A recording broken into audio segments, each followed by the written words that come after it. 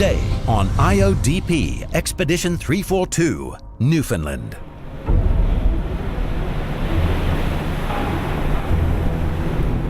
Yeah, because I think the liner jammed immediately and it stopped the forward stroke. What had happened is that we were trying to recover a complete record of the Eocene-Oligocene transition, where the Earth goes from being this really warm greenhouse into being a glaciated ice house. And it looked like there was this gap, basically, where the transition occurred in the interval between two cores from the first hole. So on the second hole, we were trying to cover that gap. And when I woke up, everyone was saying, we didn't do it, we didn't get it. And so then there was a strategy that started to be put in place. Just drill all the way 200 meters below the seafloor and just spot core. Just take a few cores to try to capture that boundary interval. And this whole operation will take us somewhere in the range of maybe 18, 20 hours. So we're talking about basically expending one of our days on this little effort to try to bridge that gap. So we had this big plan that everyone was trying to figure out how we could do it because we really wanted to recover it. And then as I was trying to figure out these specific details of how I would know where to stop drilling before we could spot core, I started looking a little bit more carefully at the data from this previous hole that everyone thought had failed to recover the critical interval. And it looked to me like actually we might have recovered the critical interval after all. It was very subtle data, difficult to interpret, but I thought that it was possible that we had it. I swear if we split it in there right and now. we see that, then we know. Yeah. And as soon as I made that suggestion, it kind of just sparked this flurry of activity because it really would have necessitated a big change in plans. And so then we actually ended up splitting a core out of sequence that would have been this core that would have bridged that critical gap. And then, you can see everybody around the table just staring at it and just arguing really over whether or not one thing is like another. Now the other possibility is it's one of these. No, that's No, the question would be if it's in. Well, it could be like in here. So we're looking for the signal of Antarctic glaciation, maybe glaciation in the northern hemisphere, by looking for flickers in calcium carbonate preserved on the seafloor in the North Atlantic. And that basically reflects variations in the acidity of the ocean and how much carbonate the ocean can store. The other thing that's important here is that we could spend a whole day, basically about $100,000, to go and make sure that we have a complete record. But we may actually already have it on the table in front of us. And so that's what the excitement's about. It was very exciting because it showed how everyone's input was really important to determine whether in fact that core had done what we wanted it to in the first place. And in the end, of course, we decided that it had and that it wouldn't be necessary to go down and get a sea hole after all. This is what has been described as the mother of all climatic shifts in the last 65 million years of life on this planet. Earth becomes glaciated for the first time, right here. It was very stressful at times, but it was exciting. It kind of reminded me of what we were out here to do, which was to make real-time decisions. I mean, if you're just doing it back on shore, you don't feel the pressure the same way, and it doesn't feel quite as exciting and high intensity. And I think everyone likes to have that experience in their job. And in this case, it was just the perfect combination of all of what you expect from sort of high drama, high stakes science. And so that was really exciting.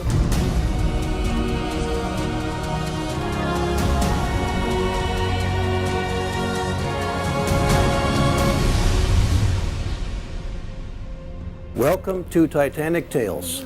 When the Titanic sank in April 1912, there was huge public outcry because at the time Titanic was the largest ship and supposedly unsinkable.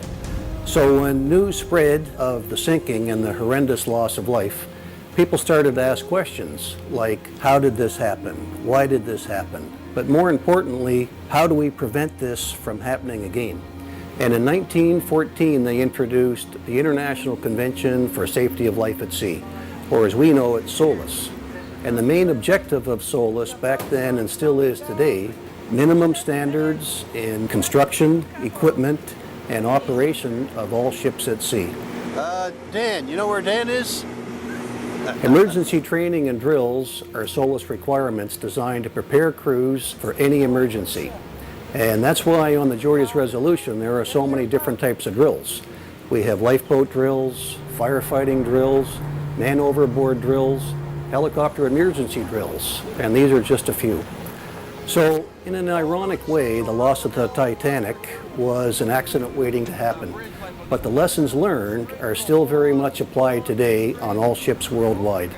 Safety of life at sea is something we take very seriously, as was the tragic sinking of the Titanic, a milestone in maritime safety regulations.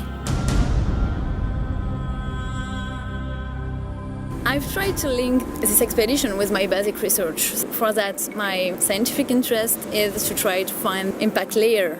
When an impact occurs on Earth of a diameter of more than 10 kilometers, the energy released upon impact may be sufficient to throw debris at very high altitude. And this molten material often takes aerodynamic shape, similar to liquid drops suddenly frozen. And this small bubble of natural silicate glass can fall 7,000 kilometers around the impact crater. That's why we can find it in deep sea cores. What we have here is the evidence of the Chesapeake Bay impactor. In other words, there was a big meteorite impact right in the middle of Chesapeake Bay, and this was actually made famous in the 1970s, I think, by a scientist by the name of Billy Glass, and he found a lot of ejecta from this off the east coast of the US. And in fact, it was ironic this name was Billy Glass because he was finding these little glass spheroids in this impact layer. So we'll be looking to see whether we can find some of the same ejecta. Please confirm this on camera, Paul. What do you have? I think we're in the Eocene, Dan.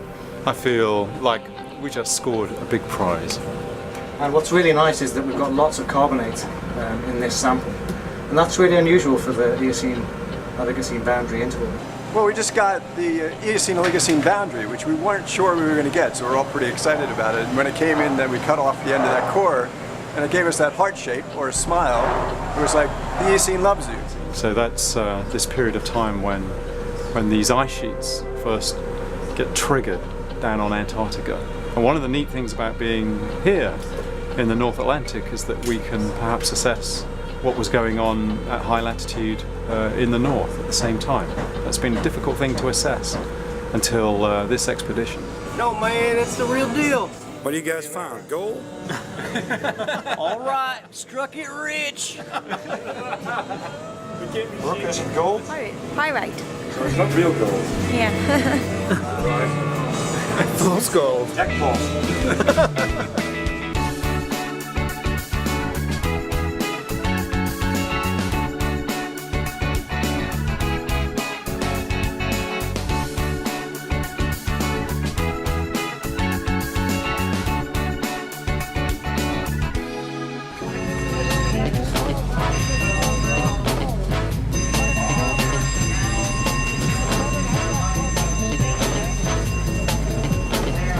Yeah, see you next time.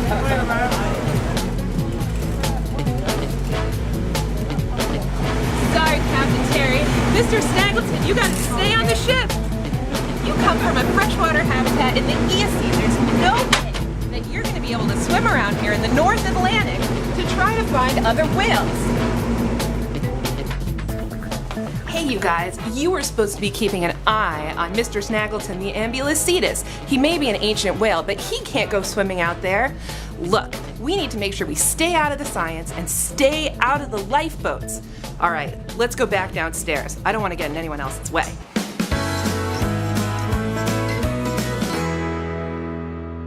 That seamount is this one right here, and that's the seafloor. We're sitting here at the gateway, basically, to the Arctic.